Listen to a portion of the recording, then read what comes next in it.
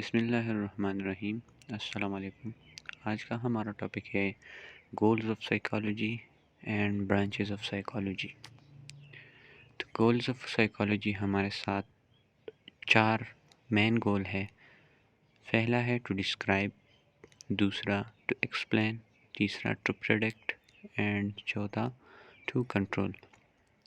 To describe کا مطلب ہے ہم جب کسی چیز کو ڈسکرائب کریں، اس کو بیان کریں۔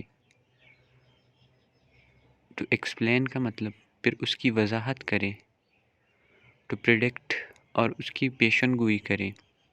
ٹو کنٹرول اور اس کو کیسے کنٹرول کرنا ہے، اس کو پازیٹیو کیسے بنانا ہے نگیٹیو سے، یا نگیٹیو سے پازیٹیو کی طرف کیسے لے جانا ہے، یا پازیٹیو سے نگیٹیو کی طرف کیسے لے جانا ہے۔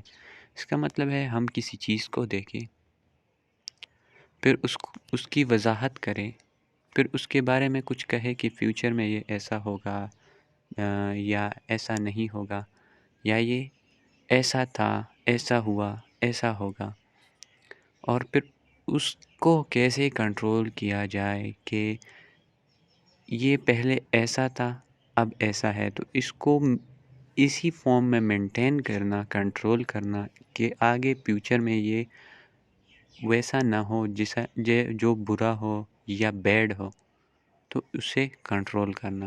تو یہ 4 تھے سائیکالوجی کے گول۔ اس کے بعد ہم برانچز آف سائیکالوجی کے طرف آتے ہیں۔ تو ویسے تو بہت سارے برانچز ہیں، لیکن یہ چند مین برانچز ہیں: counselling psychology, clinical psychology, industrial organisational psychology, experimental psychology, cognitive psychology, personality psychology, sports psychology, forensic psychology, educational psychology, school psychology, health psychology, اور اس کے علاوہ اب normal psychology, environmental psychology, behaviour psychology, social psychology etcetera. بہت سارے fields ہیں، لیکن آج ہم یہ چند پڑھیں گے۔ کاؤنسلنگ سائیکالوجی جو ہے یہ it is the centre on treated clients experiencing mental distress and wide variety of psychological symptoms, یعنی یہ کاؤنسل کرتے ہیں وہ ایکسپیرینس مینٹل ڈسٹریس کی وجہ سے جو کاز ہوتے ہیں، اور جو سائیکولوجیکل سمٹمز مختلف قسم کے آتے ہیں ان کو کاؤنسل کرتے ہیں۔ پھر ہے کلینکل سائیکالوجی، تو یہ کیا کرتے ہیں؟ Assessment and treatment of mental illness, اب نارمل بیہیویئر۔ اب نارمل بیہیویئر جو ہوتا ہے، مینٹل النس جو ہوتی ہے، ان کو ٹریٹ کرتے ہیں، ان کو اسیسٹ کرتے ہیں۔ ہیلتھ سائیکالوجی، تو ہیلتھ سائیکالوجی فوکس کرتی ہے کہ بائیولوجی اور سائیکالوجی دونوں جو ہے behaviour and social factor influence health and illness, کہ ہیلتھ پر کون سے فیکٹر انفلوئنس ہوتے ہیں بیہیویئر کے، اور سوشل جو فیکٹرز ہے وہ کیسے ہیلتھ پر انفلوئنس ہوتے ہیں۔ پھر ہمارے ساتھ ہے کوگنیٹو سائیکالوجی، تو کوگنیٹو سائیکالوجی ہمارے ساتھ ڈیل کرتی ہے مینٹل پروسیسز کو۔ مینٹل پروسیسز ہمارے ساتھ پرسیپشن ہے، سینسیشن ہے، میموری ہے، تھنکنگ ہے، ڈیسیجن میکنگ ہے، پرابلم سالونگ ہے، بہت سارے جو ہمارے مینٹل پروسیس ہے وہ وغیرہ اس میں ہی ڈیل ہوتے ہیں۔ پھر ہے انڈسٹریل آرگنائزیشنل سائیکالوجی، تو it applies psychological principles to research on workplace issues such as productivity and behaviour. تو یہ ہمارے ساتھ سائیکولوجیکل پرنسپل ہے جو ریسرچ کرتے ہیں ورک پلیسز کے ایشوز پر، یعنی پروڈکٹیوٹی اور ہیومن کے بیہیویئر پر، یعنی بیہیویئر انڈیویجول کی اس بیہیویئر پر جو ورک پلیس میں وہ شو کرتا ہے، اور پروڈکٹیوٹی جو پیداوار ہوتی ہے وہاں پہ ورک پلیسز پہ، تو اس پر ریسرچز کرتے ہیں اور وہیں پہ یہ ڈیل کرتے ہیں۔